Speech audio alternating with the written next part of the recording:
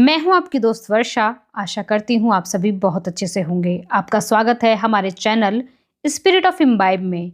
मैं आपके सामने लेकर उपस्थित हूं प्रेमचंद सेगमेंट की एक और नई कहानी, जिसका नाम है परीक्षा। तो चलिए चलते हैं बिना किसी देरी के अपनी अगली कहानी की ओर। नादिर शाह की सेना ने दिल्ली में कत्लेआम कर रखा है। गलियों में खून की नदियां बह रही हैं। चारों तरफ हाहाकार मचा हुआ है। बाजार बंद हैं। दिल्ली के लोग घरों के द्वार बंद किए जाने की खैर मना रहे हैं। किसी की जान सलामत नहीं है। कहीं घरों में आग लगी हुई है, कहीं बाजार लुट रहा है। कोई किसी की फरियाद नहीं सुनता।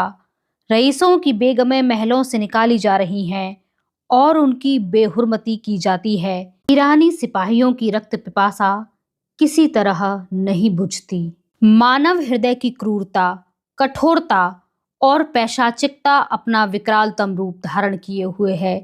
इसी समय नादिर शाह ने बादशाही महल में प्रवेश किया। दिल्ली उन दिनों भोग विलास का केंद्र बनी हुई थी। सजावट और तकल्लुफ के सामानों से रईसों के भवन भरे रहते थे। स्त्रियों को बनाव सिंगार के सिवा कोई काम न था। पुरुषों को सुख भोग के सिवा और कोई चिंता न थी।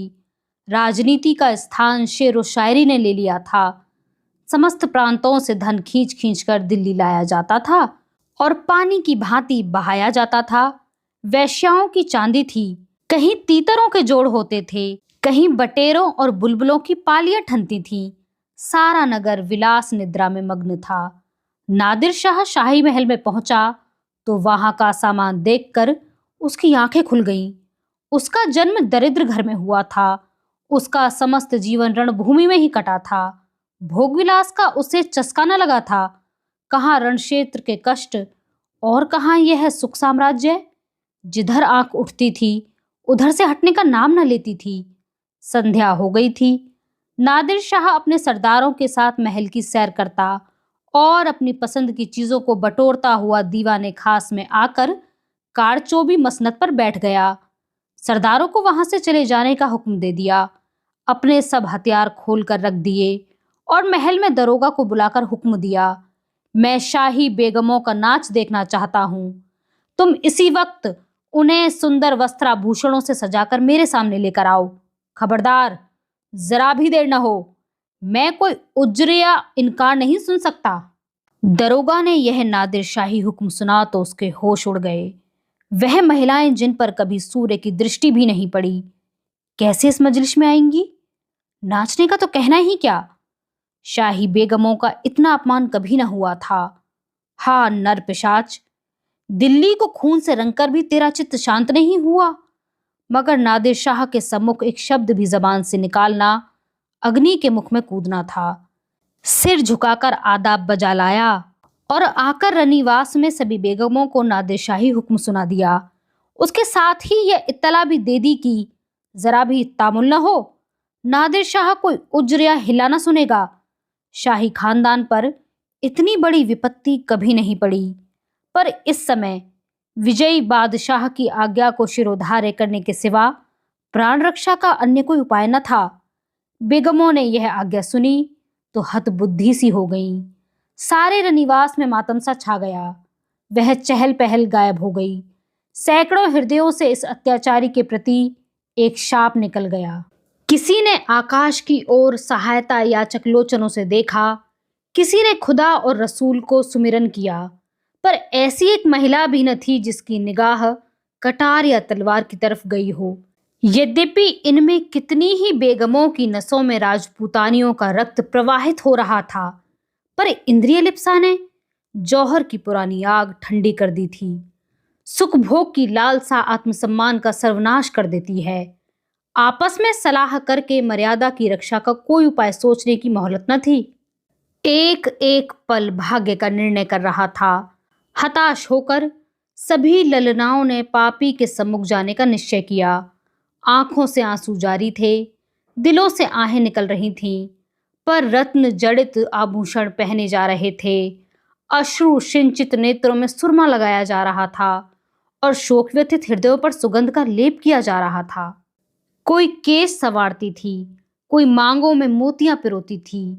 एक भी ऐसे पक्के इरादे वाली स्त्री न थी जो ईश्वर पर अथवा अपनी टेक पर इस आज्ञा का उल्लंघन करने का साहस कर सके।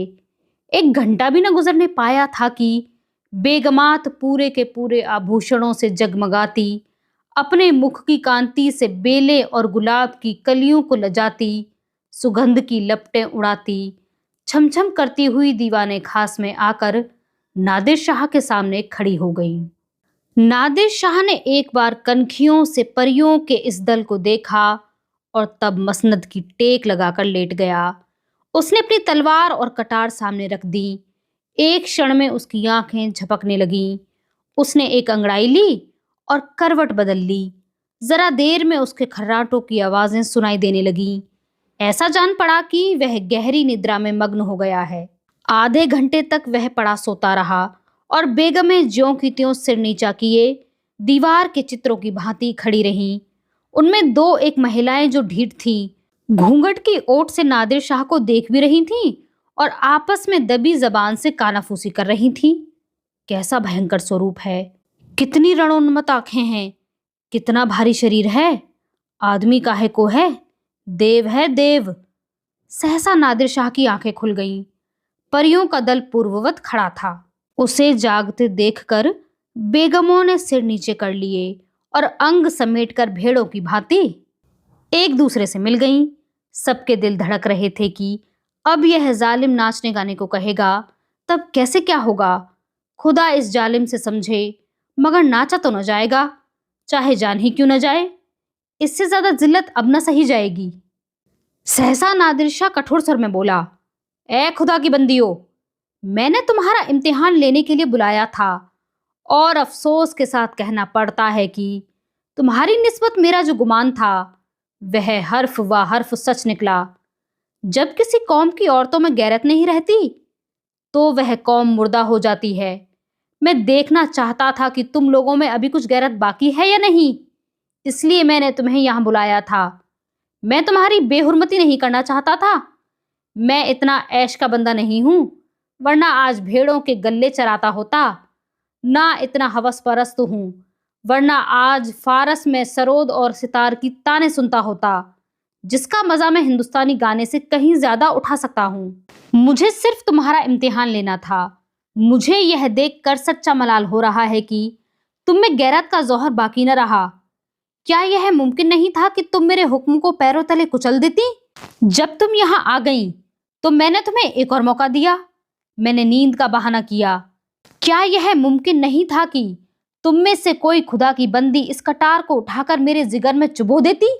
मैं कलाम पाक की कसम खाकर कहता हूं कि तुम में से किसी को कटार पर हाथ रखते देखकर मुझे बेहद खुशी होती।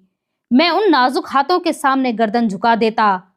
पर अफसोस है कि आज तैमूरी खानदान की एक बेटी भी यहाँ ऐसी नहीं निकली जो अपनी हुर्मत बिगाड़ने पर हाथ उठाती। अब यह सल्तनत जिंदा नहीं रह सकती। इसकी हस्ती के दिन गिने हुए हैं। इसका निशान बहुत जल्द दुनिया से मिट जाएगा। तुम लोग जाओ और हो सके तो अब भी सल्तनत को बचाओ, वरना इसी तरह हवस की गुलामी करते हुए दुनिया से रुखसत हो जाओगी। आज की यह कहानी यहीं पर समाप्त होती है। आप हमें कमेंट बॉक्स में लिखकर यह जरूर बताएं कि प्रेमचंद नादिर शाह के माध्यम से इस कहानी से हमें क्या समझाना चाहते हैं। हमारे साथ इस सफर में बने रहने के लिए आप सभी का बहुत शुक्रिया।